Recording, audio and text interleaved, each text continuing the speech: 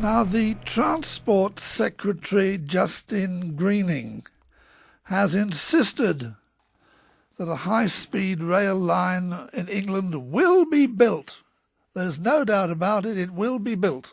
So, what's the first thing you did just then? You leave the room, was it? She said that the link will be critical for the economy. She dismissed a magazine article where an unnamed Conservative minister was quoted as saying the scheme, in effect, was dead. So what do you reckon? Is it for real or is it dead? Joe Rukin is from Stop HS2. Hi, Joe. Morning, Ed. What's your reaction to Justine Greening's comments? Whenever I hear definitive remarks like that, I tend to go the other way. Yeah, well, she did sound very much like she was trying to convince herself. It was very noticeable that she absolutely steered clear of the idea that there was a good business case, because it really has crumbled to dust now. And she was resorting to, oh, it might look nice, it will be iconic, and arguments like this. It was really, really weak from her, to be perfectly honest. And you've got to remember the Spectator article that kicked this all off was last Thursday, and it's taken her a week to put in this rebuttal. And I don't know whether it seems quite half-hearted to me. So, well, people were saying we shouldn't read too much into the Spectator saying that it's going to be a U-turn. And I would agree that with this one as well. Don't read too much into it. It seems, as I say, very much like she was trying to convince herself about the whole thing. It wasn't anything like as committal as it could be. Though obviously, HS2 Limited are carrying on spending the money, employing the consultants, the traffic surveys are going on as we speak. So, but I don't know, it's a bit of an odd one really, Ed.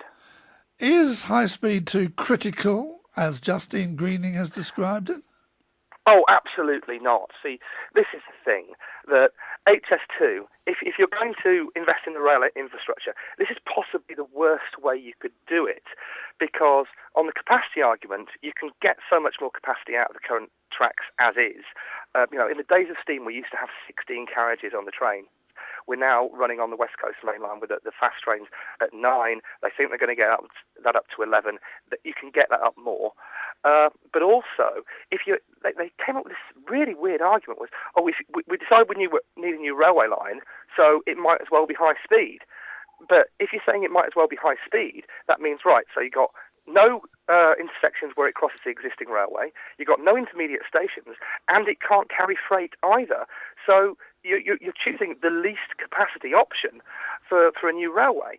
Interestingly, last week the Labour Party produced their policy review, no mentions of HS2 whatsoever, and they were saying exactly what we've been saying: invest in local transport infrastructure, more trams, get the commuter trains, get the local trains onto trams, get those off the main line, and then you can have your capacity for intercity that way by getting the local trains off the main line. So what are the group's concerns about high speed 2? Well, we started from a point that there's no business case, no environmental case, and no money to pay for it. And we've watched the business case continually fall apart.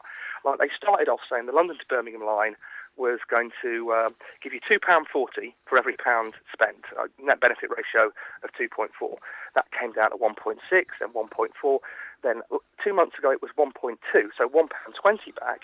And last week, the Department for Transport, following Freedom Information request, they released a suppressed report which said our entire basis for this is false.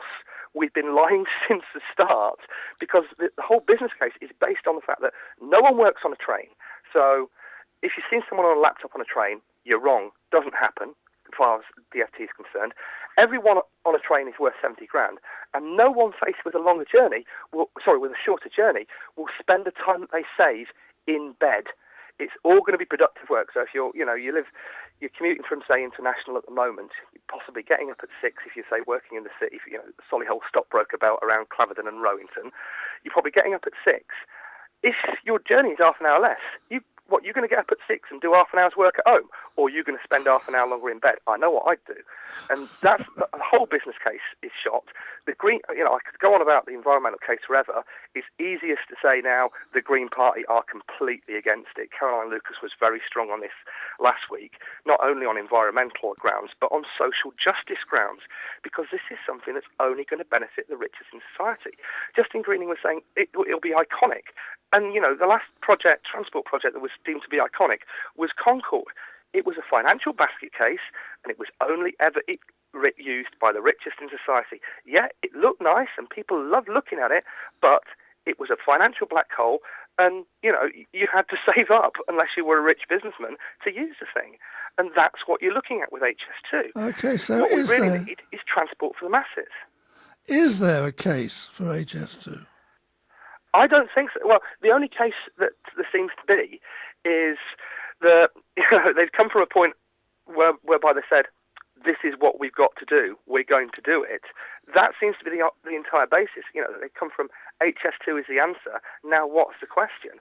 And what you've got is increasingly you're seeing the support for HS2 drop off, and you've basically got people, businessmen in the centre of Birmingham, fair enough, you can see that there will be very, very narrow benefits for certain people in certain areas. Businessmen in Birmingham say, yes, of course they want it, but they're not paying for it. And, they were harking back to the Victorians today. Well, almost everyone invested in Victorian railways went bust. Spain wouldn't be anything like as much in the cart as it is now if they hadn't have chucked so money at their high-speed rail network, which isn't getting used because no one can afford it. That's where we are, really, Ed. I heard some people this morning talking about this in the office, and somebody put forward the thought, what's more important, the countryside or the economy? I don't think it's that simple. No, this is the thing, that we're getting a lot of these arguments, a lot of these very, very simplistic arguments that, well, yeah, as you said, what's more important, the countryside or the economy? Well, you can say that they're both equally important. Nick Clegg was, at Rio this week saying that there should be a financial, there should be a figure put on the, how much the countryside is worth and how much you've lost when you destroy the countryside. But it's not the countryside against the economy, because if it's the responsibility of government to do things in the round, see what is best for the country, and invest in transport infrastructure. Great, but you can spend a lot less and deliver more benefits to more people more quickly by investing in the current railway network. And this either-or argument is ridiculous because there are lots of different things that you can do. And if you can deliver more benefits to more people more quickly for less money by investing in the current infrastructure opposed to HS2, why aren't you doing that? And this is another thing, it's going to be good for the economy. Rubbish. It's 20 years down the line, right, before you're going to start seeing any benefits from this.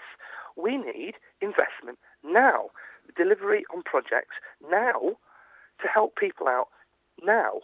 Because what with an official bill of 36 billion at the moment, which is, like the benefits keep coming down, the costs keep going up, what investing in HS2 means for everyone in this country, it means more austerity. Yeah, but Joe, there are concerns that the business case for this has gone completely flat. What do you think it would take to make a change when Justine Greening is so adamant it's going to go ahead?